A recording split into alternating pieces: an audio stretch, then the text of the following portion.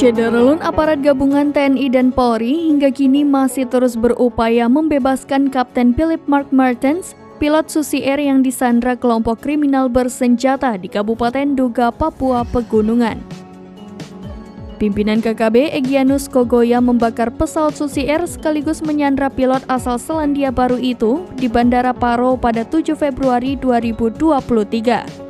Terbaru, media Selandia Baru mengabarkan aparat TNI dan Polri menyerang KKB hingga membuat jatuh korban kedua belah pihak. Kabar ini dibantah keras oleh otoritas Polda Papua. Kepala Satgas Humas Operasi Damai Kartens 2023, Kombes Doni Charles Go menerangkan bahwa kabar media asing tersebut tidak benar atau hoax. Ia menyatakan aparat gabungan hingga kini masih mencari keberadaan Kapten Philips. Sebelumnya, kabar soal penyerangan KKB oleh aparat TNI dan Polri menyebar di media sosial. Hanya ketika ditelusuri peristiwa dan lokasi serta waktunya berbeda. Tidak ada kaitan peristiwa dengan pencarian pilot Susi Air di Kabupaten Duga. Faktanya, KKB membunuh tukang ojek di Distrik Kimak, Kabupaten Puncak, Papua Tengah pada 22 Maret 2023.